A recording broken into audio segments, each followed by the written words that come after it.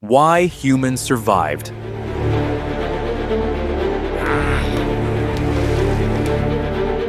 When every other human species went extinct,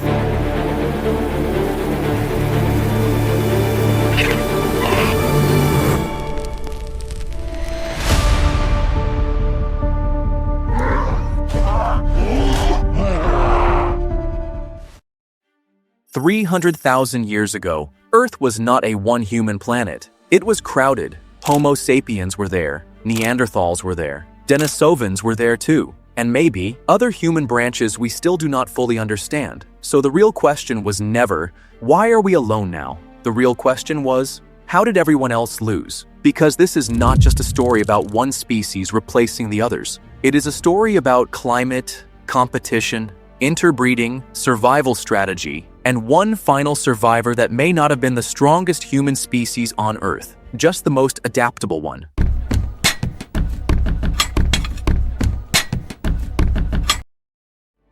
At first glance, the answer seems obvious. Maybe Homo sapiens were smarter. Maybe we had better weapons. Maybe we were colder, harsher, more ruthless. Maybe we simply killed everyone else. That version of the story feels clean, simple, almost satisfying.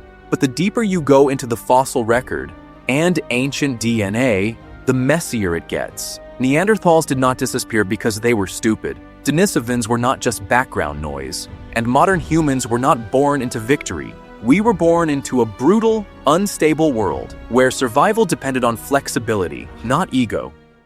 Picture Ice Age Eurasia.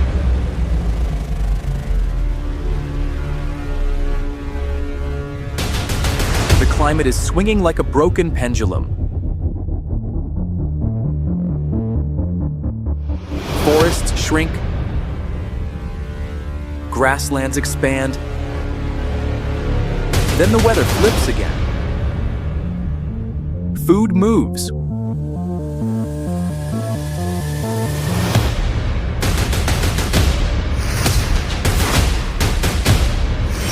A species with only one way of living can get trapped fast.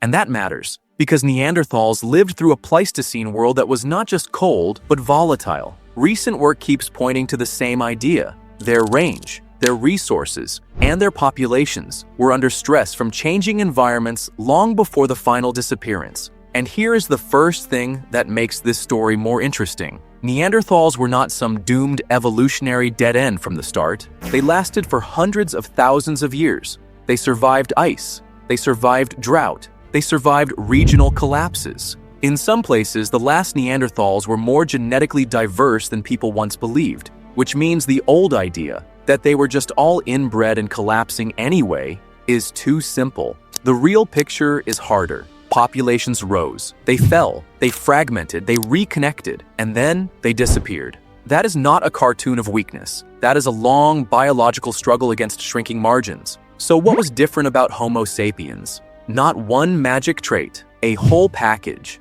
Modern humans evolved in Africa about 300,000 years ago, and as environments became unpredictable, they relied on flexible behavior, broader diets, specialized tools, fire use, shelters, exchange networks, groups connected over larger distances. In other words, when the world got weird, sapiens got mobile. They did not just survive by being tough. They survived by being socially and culturally wired for change.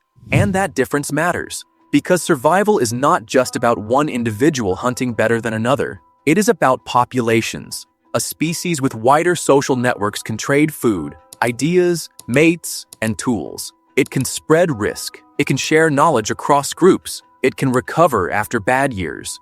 A species with smaller, more isolated groups can still be brilliant. But brilliance does not matter much if a bad climate swing cuts your population in half, and your next generation never reconnects. That is where competition becomes deadly, not because one species is cartoonishly evil, but because one species keeps expanding while the other keeps losing breathing room. But even that is not the whole story, because the genetic evidence has done something devastating to the old, simple narrative. It revealed that these human species did not just compete, they also mixed. Today, most non-Africans carry roughly 1 to 2% Neanderthal ancestry. That means the story was never a clean replacement. It was contact, overlap, sex, migration, gene flow. And one of the biggest surprises is that the direction of movement may not have been as one-sided as people imagined. A 2024 science study found evidence for recurrent gene flow between Neanderthals and modern humans, and estimated that Neanderthals themselves carried about 2.5 to 3.7% human ancestry.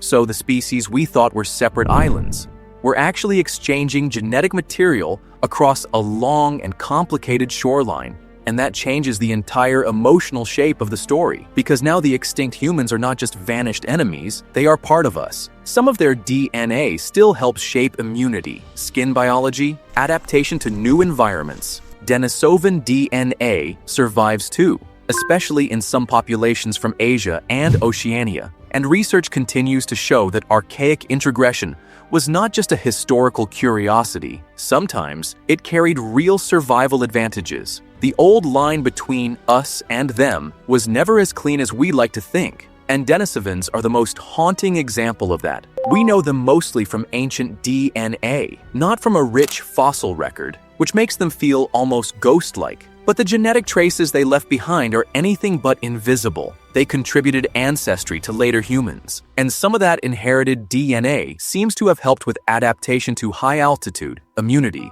and other environmental challenges. So when people ask, why did humans survive? Part of the answer is almost paradoxical, because humans borrowed from other humans. We did not only replace archaic groups, we absorbed pieces of them. Now zoom in on the timeline. For years, people imagined a long, slow takeover. Modern humans arrive, Neanderthals get pushed out, and the story ends. But recent genomes tell a sharper story. Early modern humans were already in Europe more than 45,000 years ago, and they overlapped with Neanderthals for at least 5,000 years. That is not a brief accident. That is enough time for competition, coexistence, interbreeding, and population pressure to all happen at once. And that overlap is the point. Because extinction usually does not happen in one dramatic moment. It happens when the math gets worse. Every generation, smaller groups, less territory, fewer reliable resources, more climate stress, more contact with a growing rival population, more gene flow, which can mean both survival and absorption. And once Homo sapiens began moving into the same landscapes, the pressure on other human species did not need to be a single catastrophic event. It only needed to be relentless. So were humans better hunters? Sometimes, probably. Did we have stronger social networks? Very likely. Did we spread farther and faster? Yes. Did we exchange knowledge more efficiently? That appears to be part of the story too. But did we also interbreed with the groups we later replaced? Absolutely. The survival of Homo sapiens was not caused by one trait. It was the combined effect of movement, flexibility, culture, population size, and the ability to turn contact into both competition and genetic exchange. And that leads to the most important twist of all. Homo sapiens did not survive because we were the only human species that mattered. We survived because we were the human species best built for unstable worlds. When climates shifted, we could shift with them. When food sources changed, we could widen our diet. When groups split, we could reconnect them through trade and migration. When strangers appeared, we did not always stay separate. Sometimes, we mixed. And when the pressure of the Ice Age got unbearable, that flexibility became a shield. That is why the ending is not just humans won. The ending is more unsettling than that. The other human species did not leave zero trace. They did not vanish into nothing. They entered us. They survived in fragments, in genes, in inherited adaptations, in the quiet architecture of our own bodies. Neanderthals are extinct as a species. Denisovans are extinct as a species. But their story did not end cleanly. It was folded into ours. So the question was never really, why did only Homo sapiens survive? The real question is, how did one human species become the last one standing by carrying the bones, the DNA, and the history of the others inside itself?